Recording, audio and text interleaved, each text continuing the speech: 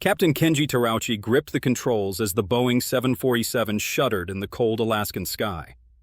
Outside his window hung a light. No, a blazing wall of light, far brighter than any star. It dwarfed the plane, stretching wider than an aircraft carrier. "Mayday! This is Japan Air 1628. We are being followed by—" His voice cracked. The radio hissed with static. The giant craft slid closer, humming like thunder underwater. A blue beam pulsed across the cockpit, lighting every dial. The co-pilot gasped. "Captain, it's matching our speed!" Kenji's hands shook. "Change altitude! Now!"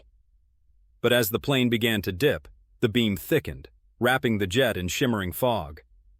For a heartbeat, every gauge went dark. Then, a sudden silence. The passengers screamed, and the massive shape tilted forward, pointing straight at them. 3 hours earlier, everything had been normal. Japan Air Flight 1628 left Paris bound for Tokyo with a stop to refuel in Anchorage, Alaska. The sky was calm and black, full of stars that looked close enough to touch. Captain Kenji, a man of 50 with kind eyes and calm hands, loved this stretch of sky. "Smooth ride tonight," he told his crew. First Officer Takanori and Flight Engineer Yoshio smiled. The cabin was quiet except for the gentle drone of engines. Below them, the frozen mountains of Alaska glowed silver under the moon. The world felt peaceful, like they were gliding over a sleeping planet. Then, at 5:11 p.m., something blinked on the radar. A dot, small but steady, appeared behind them. "Probably another aircraft," Yoshio said, but the transponder was empty. No call sign, no flight number. Kenji leaned forward. "That's strange." Within minutes, 2 orange lights appeared in the distance, small, like distant lamps. Takanori squinted. "They're moving fast, catching up." The dots grew larger, glowing brighter, and then stopped, just outside the left window. "Anchorage control," Kenji radioed. "Do you have traffic ahead of us?" The radio crackled. "-1628, no traffic in your area." Everyone fell silent. The lights danced, zigzagging, crossing each other, merging into one. They weren't blinking like plane lights. They glowed like living fire, shifting colors, orange, red, then white. Yoshio whispered, "That's no airplane." Kenji swallowed hard. Maybe satellites?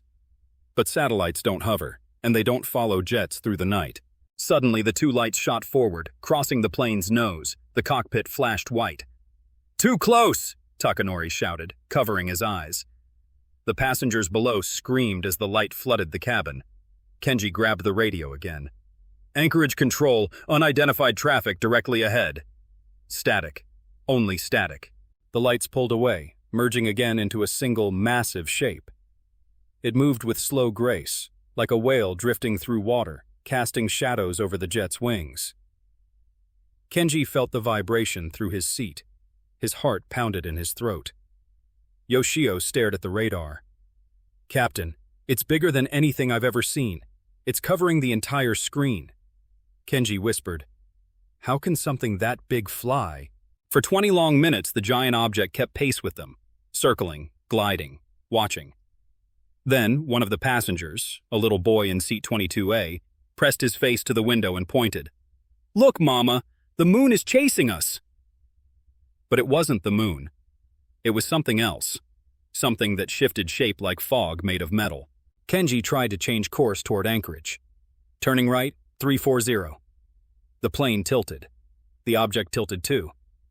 It moved with them, perfectly synchronized.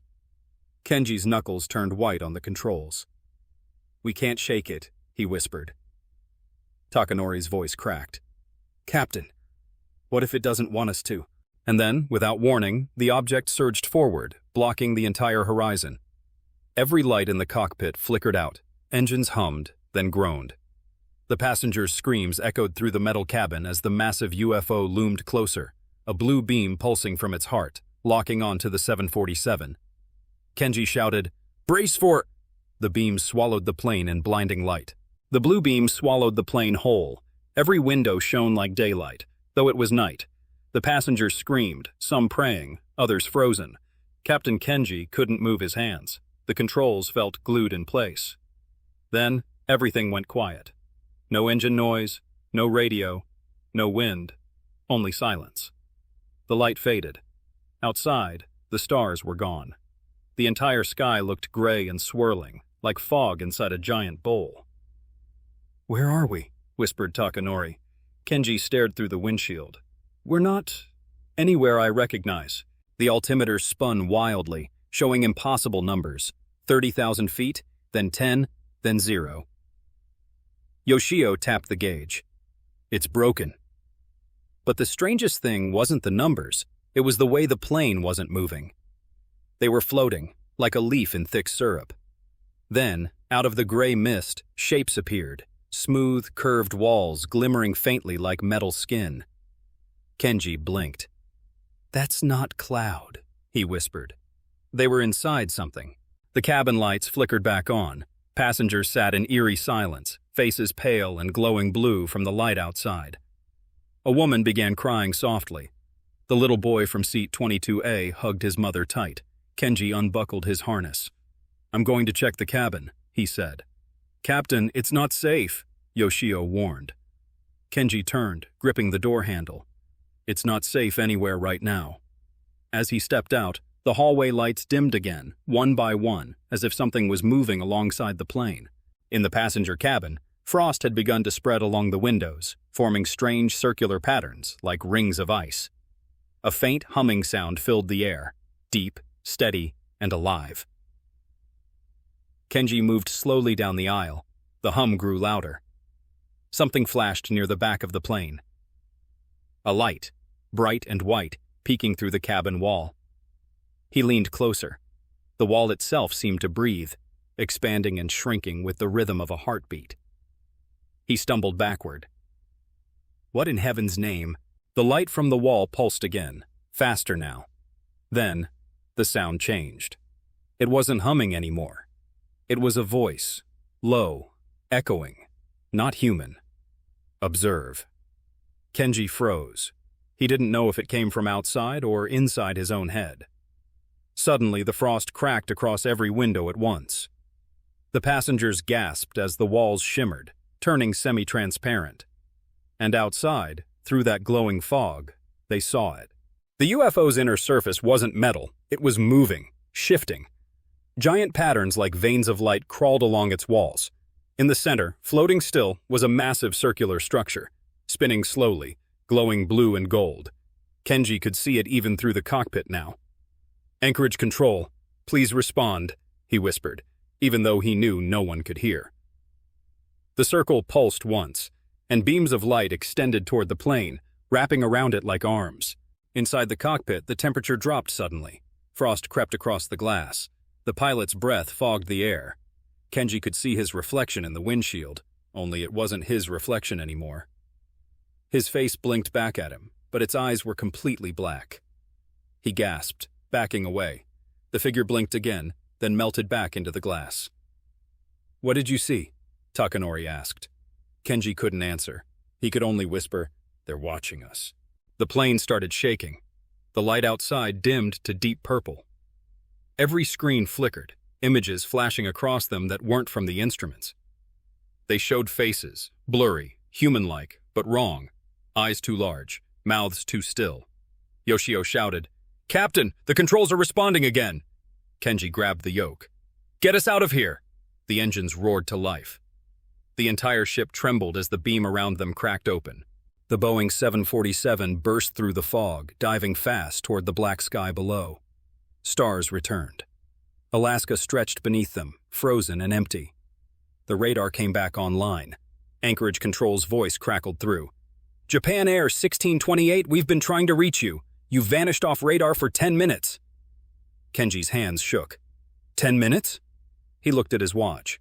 It read 11:23 p.m. But before they entered the fog, it had been 5:30. Yoshio looked pale. "Captain, we've lost 6 hours. Kenji tried to answer, but something bright flashed again outside. The UFO reappeared, smaller now, but still there, hovering behind them, watching. Then it vanished in a single blink of light. Anchorage instructed them to land immediately. When they touched down, the runway lights looked strange, too bright, too white. As Kenji stepped out of the cockpit, reporters and military officers were already waiting.